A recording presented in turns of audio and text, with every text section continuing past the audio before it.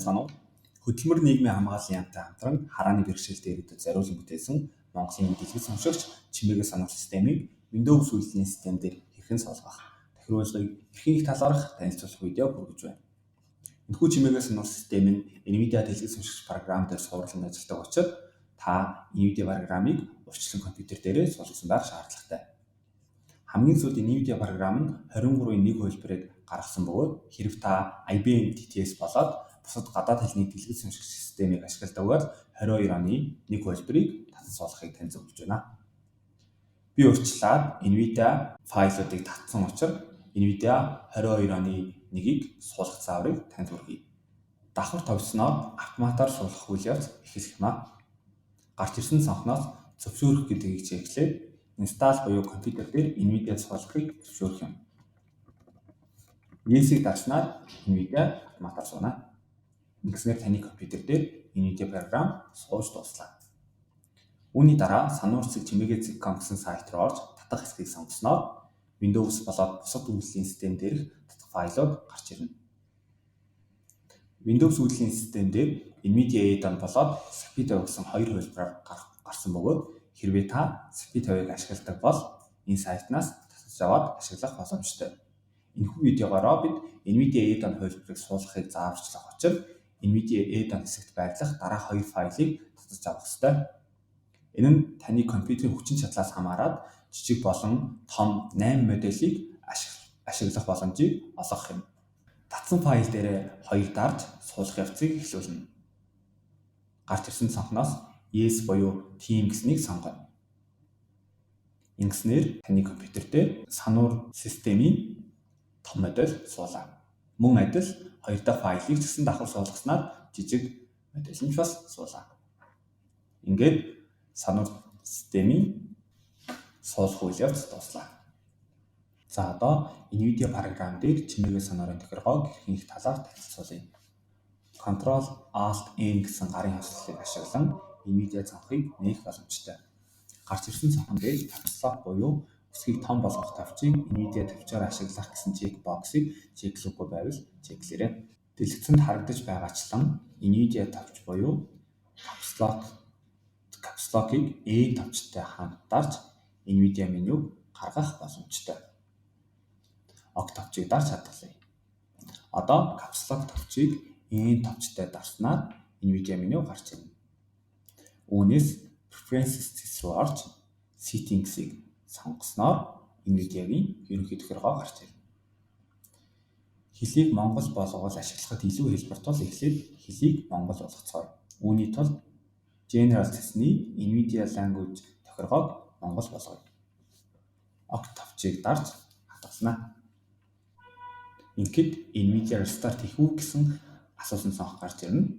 Restart хийх гэснийг сонгож NVIDIA програм Restart хийгдэнэ. За одоо сануурын тохиргоог тайлбарлая. Үүний тулд дахин NVIDIA товч буюу Caps Lock-ыг N товчтой хамт дарж NVIDIA менюг гаргана. Үндсэн тохиргооноос тохируулгыг сонгож NVIDIA-гийн ерөнхий тохиргоо цонхыг нээх. Үүний дараа ярьдаг програм гэсэн дээр ярьдаг програм сонгох тохиргооны өөрчлөх товчийг дарж ярьдаг програм өөрчлөх гэсэн цонх гарч ирнэ. Цонхон дээр ярьдаг програм сонгох тохиргоон дээр дарж чимээгүй сануур гэсэн сонголтыг сонгоно. OK товчийг дарж хадгална. Унших хоолойг тохируулахдаа хэл сонгох тохиргоон дээр дарж суулгасан жижиг том 2 модулууд нийлсэн нийт 8 төрлийн хоолойны сонголтууд харагдаж байна. Хэрвээ таны компьютерийн хүчин чадал бага бол жижиг моделийн хоолойг сонгох ашиглах боломжтой. Би энэ видеон дээр Female 3 буюу эмэгтэй 3 хоолойг сонгон тохирууллаа. Хэрвээ танд англи хэлний синтезатор байдаг бол тэрийг ашиглах боломжтой. Байхгүй бол Notebook One Windows-ийн OneCore ярьдаг програмыг сонгож ашиглая.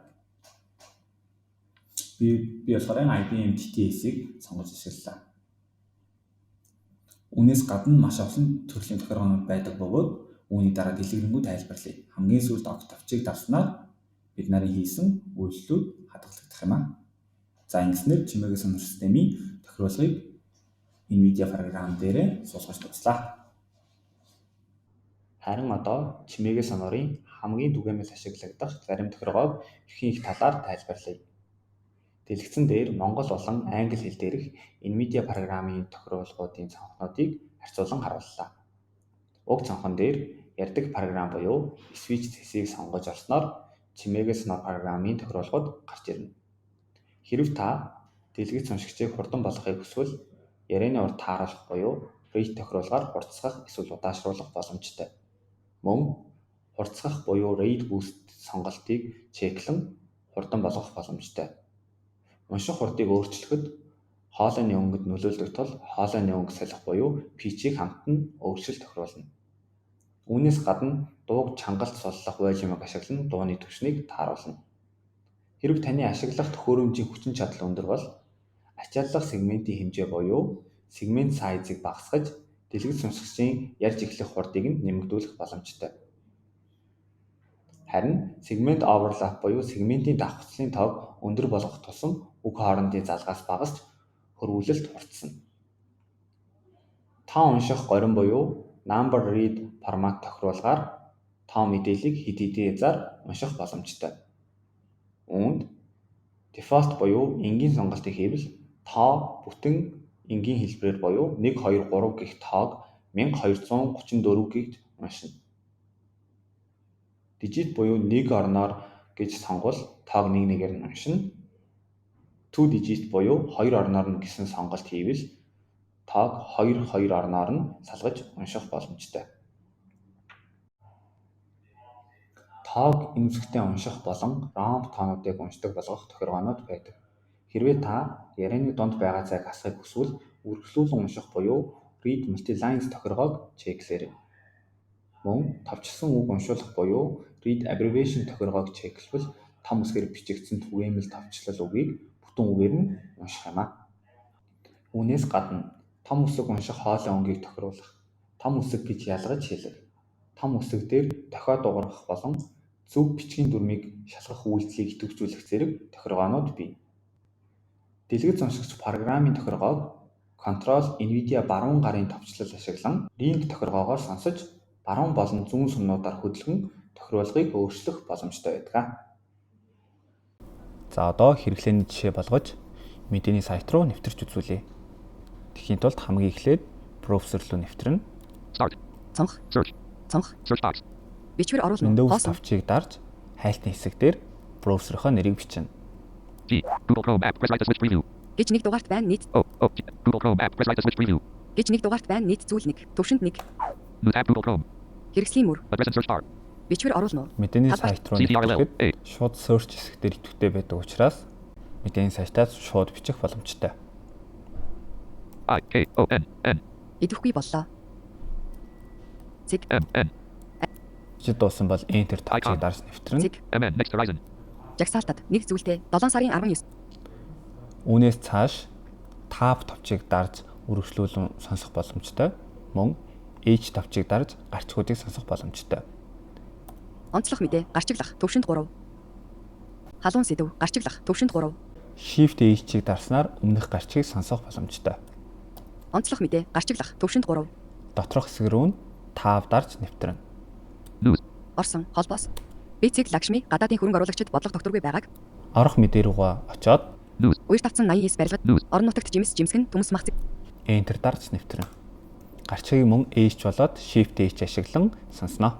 орон нутагт жимс жимсгэн төмс мах зэрэг хүнсний чиглэлээр аж ахуй эрхлэгчдэд Монгол төгрөг 4.7 тэрбумын хөнгөлөлттэй зээл болгоно. Гарчиглах төвшөнд 1. Дээшээ доошоо сумыг ашиглаж нэвтрэнэ. Гарчиглах төвшөнд 1. 3 цаг 35. FB like Facebook social inclusion. Холбоос товч. Share. Хүрээнд идэвхгүй гаднах товш. Tweet. Зурагт товш зураг. Гэрэл зургийг хүнсний хангамж аюулгүй байдлыг хангах чиглэлээр хүнсгүүдэд аж ахуй хөнгөн үйлдвэрийн Цогц бар нь буюу нэг хэсгээр нь уншуулгыг хүсвэл Ctrl доошоо сумыг ашиглана. тодруулбал жагсаалтад 5 зүйлтэй тод жимс жимсгний төрөлцсөн аж ахуй. Browser дээр өмнөх хэсэг рүү орох, буцаж орох үйлдэлүүдийг Alt баруун зүүн тавчийг ашиглана. Хэрэгсэл Alt баруун. Гэх мэтлэн эдгээр энгийн үйлдэлүүдийг ашиглаж сурснаар та хүссэн мэдээллээ ханаас ч олж унших боломжтой. Folder view. Recital Ингээд bin. та энгийн хэрэглээд Мэдрэхгүй боллоо. гэж нэг дугаар